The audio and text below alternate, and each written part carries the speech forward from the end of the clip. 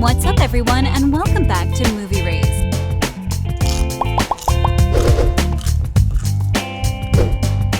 The CW series The Originals was produced as a spin-off from The Vampire Diaries.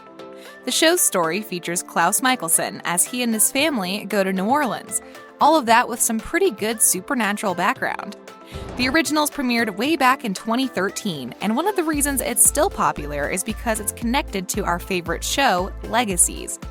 So guys, we know that you already know a bunch of things about The Originals, but get ready to see these 10 unbelievable details you probably missed. Number 10. What were the Mikaelsons? You've certainly questioned the origin of the Mikaelson family, and you should. Now, we all know that their mother, Esther, was a witch since she made all of her children immortal by using a spell. Cole was quite pleased when his mother saved his life, and he was reborn with the body of a witch because he preferred to perform magic. But we're sure you missed Cole saying that all of his siblings were witches when they were born. When their mother decided to turn them into vampires, they lost their magical powers. However, during his life, Cole knew that he missed those magical powers. Now, have you noticed that this witch's report is denied a couple of times during the show? For instance, when Klaus and Elijah talk about their past, they always call themselves and their siblings humans. Then it's mentioned that a witch who hasn't initiated their gene yet is still considered a human, so it's possible that Cole and Freya were the only ones who got into their magical gene, and when it comes to the others, they never went into this part of themselves. Oh, Klaus's daughter, Holt, who's the main character of Legacies, is a great witch who can do amazing spells even when she's a child. Machine to me, it won't last for long. It should clear your mind, though. Sentimental fool. Number 9. The necklace. We saw Rebekah's necklace being worn by a couple of characters during the show. We all remember that Stefan gave it to Elena first, without knowing whose necklace it was. The necklace was filled with Vervain because Stefan wanted Elena to be safe from Damon, just in case he wanted to make her do anything that she's not supposed to do. But did you guys know that this necklace once belonged to the original witch when Rebekah got it as a gift from her mother, and apparently she wears it ever since? As she claimed, she felt like the necklace was the only thing that connects her to her mother. But here's what you probably missed. Whenever there's a flashback in the show, Rebekah's necklace is nowhere to be seen. You can notice her wearing several necklaces in the flashbacks, but she never wears Esther's necklace. Also, when it comes to Catherine Pierce, she was involved with the Originals back when they were attempting to use her in their sacrifice to break Klaus's curse.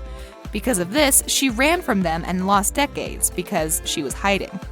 When she went to Mystic Falls, that's when the necklace got to Stefan. Where is it? Where's my necklace? What are you talking about? She has my necklace. Number 8. Rule about killing off characters.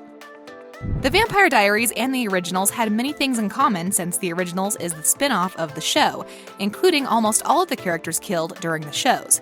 And you can't really say you were shocked about any of the deaths, considering Julie Plec has a rule that all the actors are provided a clear sign when their character may be gone. We have a rule. If you're killing off a series regular, you have to tell them first. If you're killing off a person temporarily, you have to warn them before the script comes out, stated Plec. I was blown away when I realised Hayley was going to die this season. She's been such a huge and integral part of the show. Number 7. How The Originals happened. Do you guys ever wonder how The Originals TV show happened? Maybe a devoted fan of The Vampire Diaries came up with the idea of a spin-off?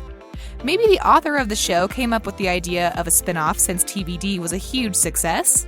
Well, we have this show thanks to fans as they came up with it.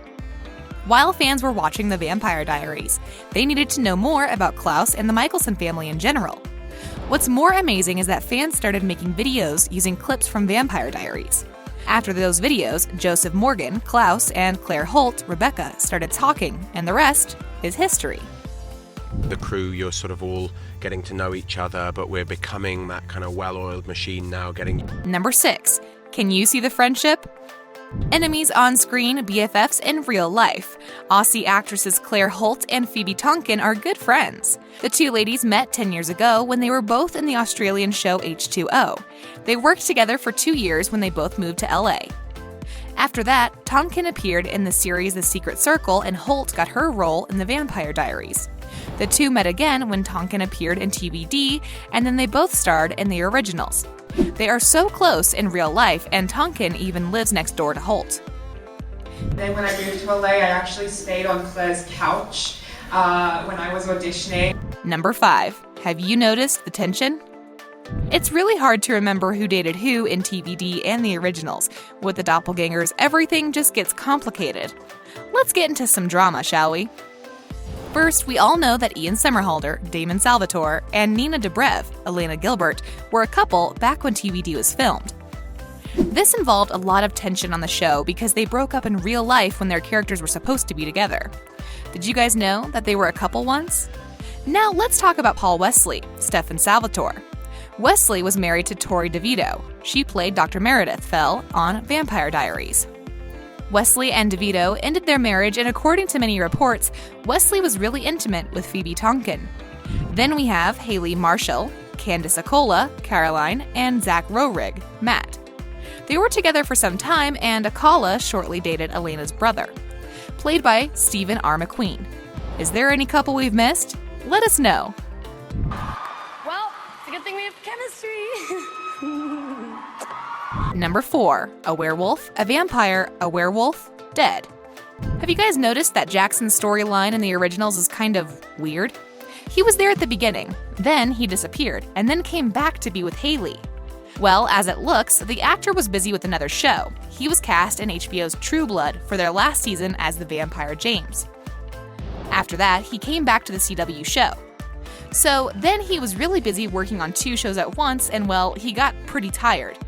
Since one of the shows was shot in Atlanta, Georgia, and the other in Los Angeles, California, it's safe to say he was exhausted. Well, Nathan Parsons didn't give up. I just want you to know that it was all real. Every moment. Number 3. Cami is on Vervain. One thing the Vampire Diaries and the original started was Vervain. Back when we first heard of it, it was a pretty big deal. Vervain is an herb that was used against vampires, and it was really rare and hard to find. When used, this herb made it difficult for humans to be enforced or compelled, and their blood was toxic to vampires. One of the characters on the show who is a human in every way possible is Cami, but she knows the supernatural background of New Orleans, and she's not really surprised when she's faced with Klaus and the other vampires. She is constantly faced with vampires, so she probably used Vervain to protect herself, right? Vervain. That's all we have at the moment. I hope it's enough. Number 2. Hope's age. We all know her as the daughter of the most influential supernatural being in the world. Her father is Klaus, the original hybrid, and her mother is a very powerful hybrid too. Because of her origins, she has quite the ability, magical witch powers, and the ability to make hybrids. In season 4 of the originals, Hope is just a 7-year-old girl trying to live a regular life. When season 5 of the show started, there is supposed to be a 7-year time jump, although Hope's age is off by 1 year. And at the beginning of the season, Freya says that Hope is 15 years old, and we all know that she's supposed to be 14, right? Despite her origins, Hope is a normal teenager. She's quite angry that her father abandoned her, and she doesn't believe a word her mother says. But you promised me that you'd be there. I wanted to be there. Dangerous this is. I could kill you. Then let me die! Number 1. Hope's gift. Now, let's go into the story of Hope. We all know that she was really influential the second she was born, with a reason, of course. Though she's not the most powerful one since her father is the most powerful hybrid in the world, also her mother is not the one to be underestimated. Now, during the show, she was faced with a young werewolf rival who wanted to become a hybrid. It was revealed that Hope can create hybrids at will by feeding them her blood. Now, this so-called detail is kind of wrong. The reason is that neither Hayley nor Klaus can do this. Klaus can only make hybrids by feeding werewolves Elena's blood, and Elena is a vampire. This is what Klaus is aware of, and his purpose of creating hybrids was crushed. So guys, if Klaus can't create hybrids, how can that be his daughter?